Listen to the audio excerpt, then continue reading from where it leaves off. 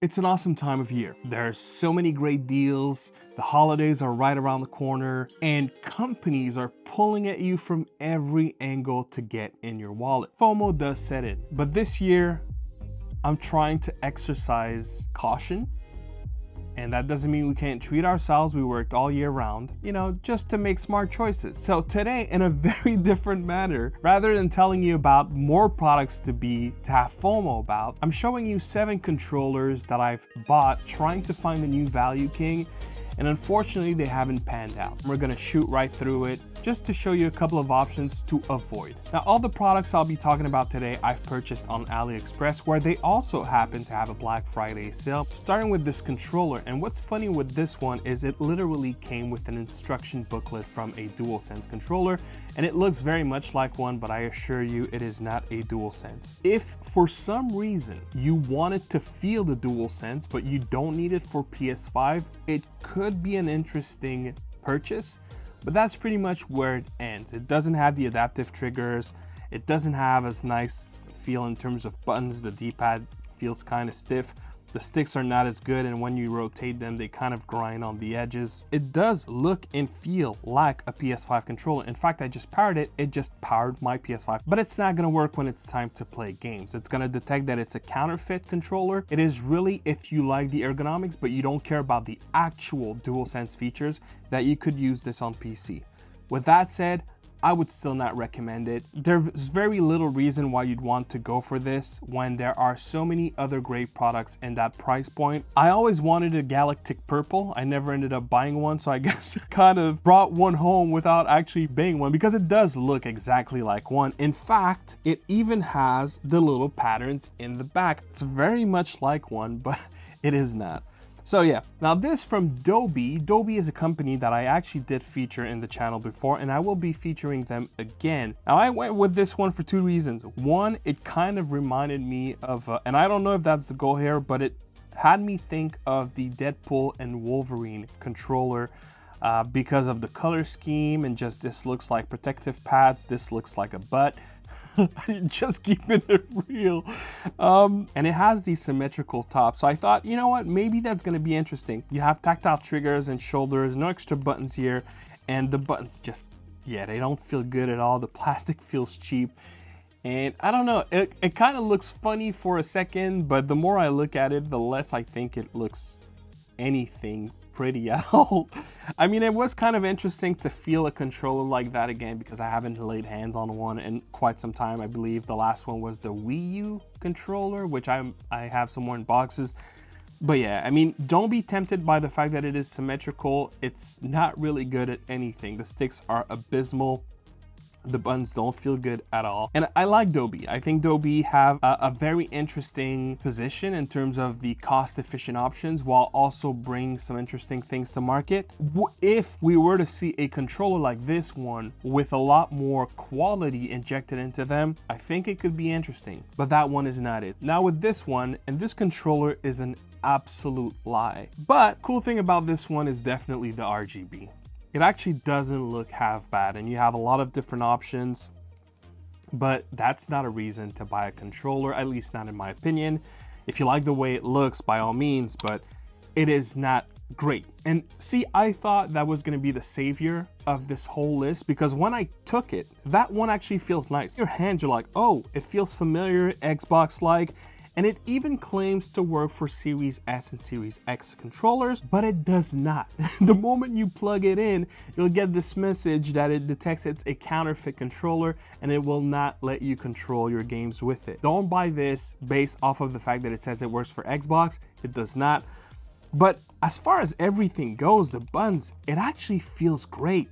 It's when you start playing with it, like the sticks are abysmal, not good. But it has a 3.5mm jack, it has a nice RGB, it came with a dongle, and it pretends, it claims to do things that it simply does not. So this is a money grab. This is designed to just make you waste money, and once you have it and it's too late, well, you can't do nothing with it. You know what, if you're looking for a controller for your child that you don't mind if it breaks within a month, maybe that's the one to go for. But again, a lot of the controllers on these lists have a few redeemable qualities, but when you think about how much more you can get for spending literally less than $5 more. That's why I'm making this video. There's really no point for you to invest in this one. Moving on to the next. This is also a PS4 design controller, and arguably it could work on PS4. I haven't even went that far because the feel, oh man, the feel of this controller is the worst. But it has a gimmick. That's the thing. It has a gimmick, and that's what caught my attention in the first place. It has a 3.5mm jack. You have analog triggers. Buttons are membrane. D-pad is tactile. And then you have your USB-C up top, you have the RGB. So, you know, technically this should work for PS4. And then you have extra buttons in the back. And then you have this for what is the gimmick of this controller, which is that you can lift this part right here and you can change your, I mean, there's nothing really that you can do with this side. But with the other side, look at this. You can actually just have a straight D-pad if you prefer, if you don't want to use that satellite. You can also use this little tool, undo these little rings like so, and you can swap this module as you would on Victrix BFG. And that's what I mean by redeemable qualities, right? Considering the price point of this controller and that it has this feature, it's like, wow. That's impressive, you know, for less than $30 US. I don't care that it's less than $30 US. It is trash. This is probably, out of the whole list that I have to show you today, this is the one that feels the worst by far. Like the sticks, you go like this and it just zooms to the other side of your screen. And not everything is about aiming, don't get me wrong. But even in games that are not necessarily aiming, it just doesn't feel right. It feels so weird to bash products like that. And it's not so much that, again, I was really hoping to find one controller that would be great in the list that I have. But unfortunately, the gimmick is cool. You can turn it from symmetrical to asymmetrical, but it is not money well spent. It's easily surpassed. At some point, ergonomics and feel has got to come into play, and this one just doesn't do it on everything else. All right, what do we have next? So this one, you know, very clear, very see-through. You can see all the components, kind of looks cool. It doesn't have extra buttons or anything, but you know, it looks the part, in my opinion, just at a glance. And we're talking about, again, redeemable qualities. It just kept disconnecting, so now at least I can show you guys. The RGB, honestly, is quite trippy. It's quite nice. I like the way that it looks, especially in a dark room. If you like these kinds of things, you know, there are times where I kind of want to have these trippy, cyberpunky colors all over the room when I'm gaming. Not always, but sometimes. And that one fits the bill. And like, you have a lot of nice little modes. For example, this one, you have a wave of colors. So it's really the only thing it's got though. If I could somehow keep this controller on low power and have it sit on a shelf and do just that, I would say, okay, if somehow that's important for you, then sure. You know, it could be a nice little looking thing in the background. Yeah, okay, why not? It feels like it would be too much of an effort just to have this one thing that it does, because the rest, terrible. Membrane buttons all over, membrane buttons for the triggers as well. The sticks don't feel good, although they don't grind like most other controls that I've shown you, but they don't feel the same. That one slides easier, that one doesn't slide as easier. Just those shoulder buttons are not good. I don't like them at all. And for some reason, I couldn't even put it in pairing without having the cable connected. So I see, that's what happened. I purchased of course, the Nova Lite. Beautiful, cost-efficient controller. A lot of the Easy SMX S line. And you know what? After testing all these, maybe I've been a little too harsh on that lines of product. When looking at what I have on this table, it made me realize just how terrible some of those cost-efficient options are. You will be disappointed in comparison to a Nova Lite, in comparison to an Easy SMX X05, in comparison to a Aeolion K10, which is an amazing value king at least in my opinion. Now I have this one, which is also a PS4 controller. It has a 3.5mm jack. It has the phone thing. It wasn't in the box when I received it, so, and the ones that I have do not work, so it doesn't seem to be standardized. It does have analog triggers. Oh my lord. I wish I could have you feel these ones. This feels like super stiff. This one is super soft. It's super inconsistent. It gives me a Batman vibe somehow, you know, with this little logo. I just can't help but think Batman when looking at this controller. It does have back paddles. I wonder how much does it cost them to add these features that makes it feel like, ooh, it's premium because it has extra features. But then you power it and it's like, oh no. It has a nice RGB, and again, the Batman sign even more, and it has the little one up top. But no, just no. It's hard. I realize, you know what? It's a lot easier to find the value in a product. It's super hard when there's none, because this one is terrible. It really is.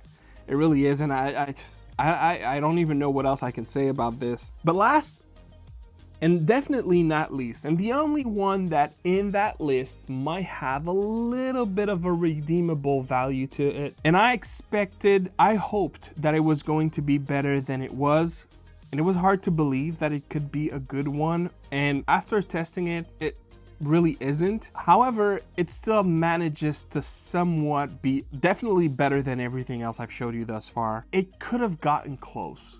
But I feel like that one, to bring the price point that they had to make some sacrifices. Now, I'm not 100% sure with this one, but I think these are designed from BSP. Someone from Discord, Choco, I mentioned Choco in a previous video, has brought to my attention some of those controllers, some other controllers in this line of product, the Z01 that comes to mind. And if I recall, I think they come from BSP, and that is the Z03. Now, there's one thing right off the bat before anything else that I will definitely give them credit for. In my personal taste and preferences, this is the best looking Black Myth Wukong controller that I've seen. And we've seen a plethora of them. You have the 8-bit Do, you have the Fly Digi one. You have a lot of them. I think this is the best looking Black Myth Wukong controller that I've seen in the entire selection that I've seen so far. Credits to that. The buttons are membrane and they don't feel good, but they're better than most of what I've seen so far, except the one that lied to you guys. The D-pad is not great. The sound also, I don't know if you pick it up, but it's also not great.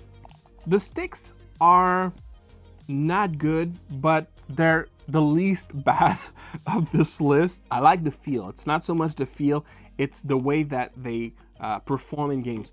All of the sticks that we've looked into today, they all have this super stupid, crazy ramping up. It doesn't matter if they're Hall effect or ALPS, they're all terrible. A lot of them have magnets to the axes, just not good. Tactile, very tactile shoulder buttons or bumpers. Also the triggers. But here's the thing with this one that makes it kind of cool, is you have hair triggers. Considering the price point, it's pretty impressive to have that. You have extra buttons. You even have gyro, and you can control the type of gyro that you have here if you want everything, if you want the racing where it goes like this, if you want FPS where it goes like this, or if you want to be able to do everything. So you have gyro implementation in here. You have different modes as well, including Switch, Xbox spoofed, MFI, so iOS, which I believe is also Xbox. I can't recall. And you have an Android HID, and you can also map in your games. So that one is kind of like, wow, okay, it does give you a lot in terms of features, like it's quite shocking. It also comes with a dongle, by the way, I forgot to mention. It doesn't have a 3.5mm jack, it doesn't have a dock. It has a lot of features, so that one is impressive for that. It's the quality when using it that it's like, ugh. If you're looking for something, you know, to play your indie titles, that's actually not bad. Forget it for anything that requires aiming or precision, just not the kind of controller for it. But if you were playing indie games, Metroidvanias, platformers, that's actually a decent solution for that. While I still would incline you to turn towards something like the Nova Lite, something like the Easy SMX X05, I still think that one is decent enough. Anyways, that is it, guys. That is the list. Let me know what you think. Let me know how you feel about what we've talked about today. This is a very different video to what I usually do. So if for some reason it's your first time on the channel, usually I review products and I talk about, yes, the pros, but also the cons. This video was mostly all cons, but it was hopefully to also let you know to pace yourselves for Black Friday and the holidays, hopefully to provide a little bit of a reality check, because sometimes we do need them, especially when we're all mesmerized by all these different options that are thrown at us consumers. And so yeah, I hope that was helpful. I hope that was insightful. I hope it was fun. I hope it was anything, really. And so thank you very much for clicking and watching the video. As always, please consider doing all the YouTube things, and I'll see you on the next one. Peace.